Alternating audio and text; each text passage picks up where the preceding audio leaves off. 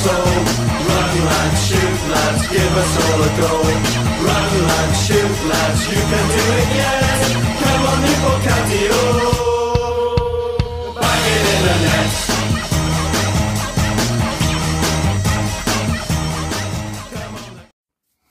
Hello everybody and welcome to Taff's Word. First one in a while, hopefully, and I know I keep saying this, that I'm going to be doing more. Well, let's just say that I'm making some adjustments to make more time for the Amber Army. So you should, and I know I said this before, see more of me. But we're going to get straight to it now because there's a bit of murmuring, well, and that would be putting it lightly really, wouldn't it? Bit of murmuring, a bit of noise over social media about the fact that we haven't made any signings yet. Yeah, okay. So we haven't made any signings is what you say. We have made signings. We've made a number of signings. We just haven't announced them yet. Everyone wetting themselves because, oh, Bradford announced like 2 or 3 signings, you know, in May. It's like, oh, well, good for Bradford.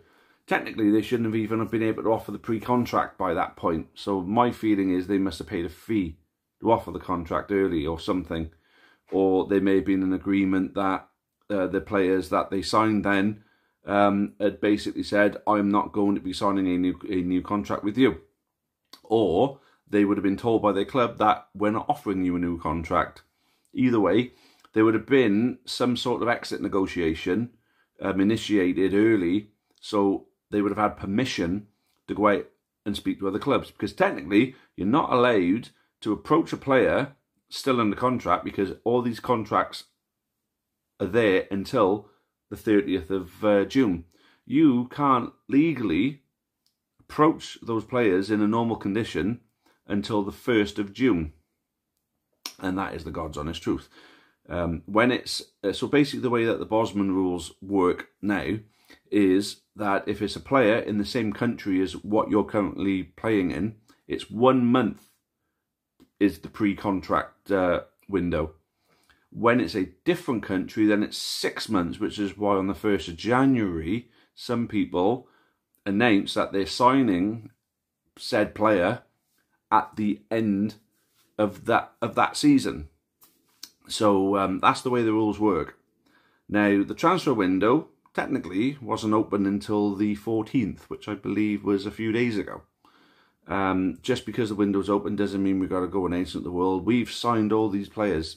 Hugh Jenkins has come out and explained that we have made signings, and it's exciting because they're very, very youthful and energetic signings by the signs of things.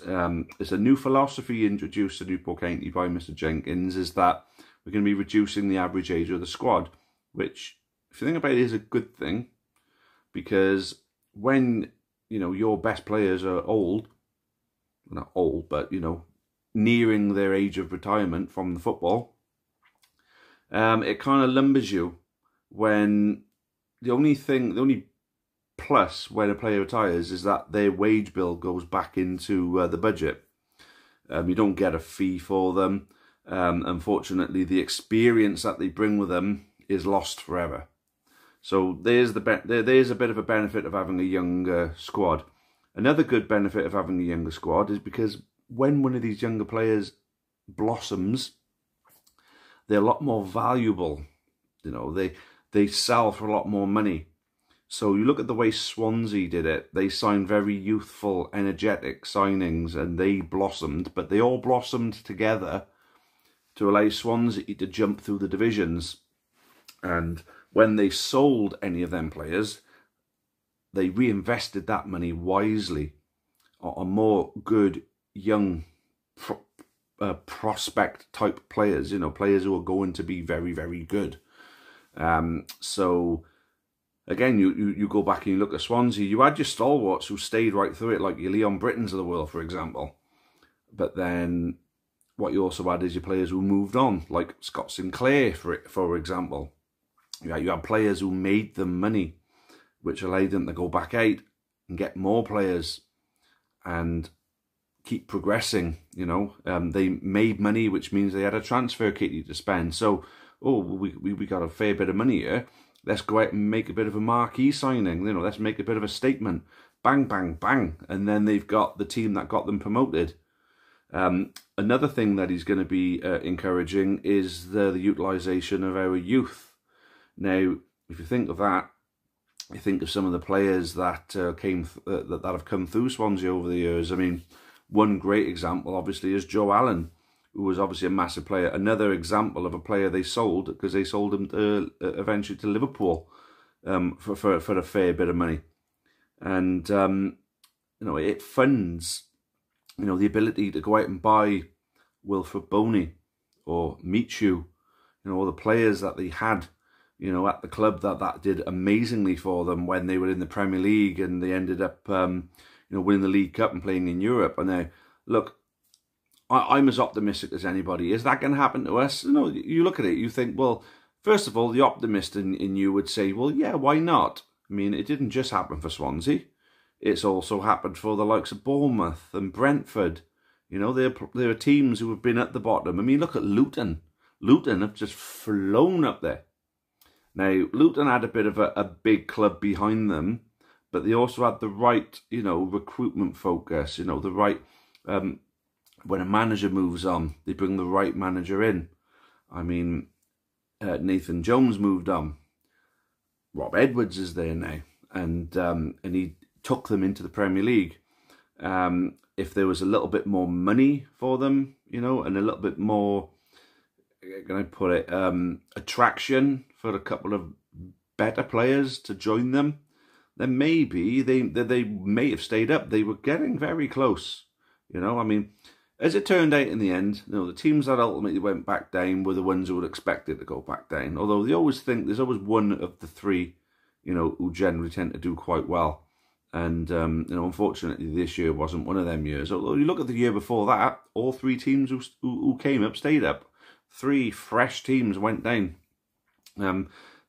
Those 3 pretty much dominated the division, except for for Ipswich. But look at Ipswich, you know, in League One. I mean, we were, you know, 2 dodgy decisions away from being in that division ourselves. So it just goes to show what the endless possibilities are, and they are pretty much endless. You know, oh well, I suppose the end is, you know, being Man City and winning the treble. You know, you don't get much better than that, except doing it every season. But the way they were going about it, they were probably going to do it every season until now, you know, they're finally getting put into their place. But we're going back to Newport County. Hugh Jenkins knows what he's doing. You know, any of you who are wetting yourselves over transfers, we've made signings. I know you're itching to know who they are. I am. But just show a bit of patience. Let Hugh and the staff that he's got there do things together in the right way. Because trust me, it's all going to come together very, very soon. So stop panicking. It's all going to be okay. So we're looking at it now. We've got players leaving. I want to give a mention to Scott Bennett. I haven't put anything out. I was planning on doing a video on Scott Bennett alone. It probably deserved it as well, but I'm going to at least mention it here. That Scott Bennett is an absolute gentleman. 8 years at the club. You don't hear of that very often at our level. You know, a player that'll stay at the club for that period of time. Usually, you know, players jump around. You know, there's a lot of journeymen at our level. Players jump around different clubs, and you know, Scott Bennett stayed with us for 8 bloody years. He was our longest serving player. I think he's the longest serving player that we've seen in the football, obviously the Football League era, the new Football League era. Then you go back to the non-league days, and you're looking at the likes of Nathan Davis for someone who stayed at the club for as long as he did.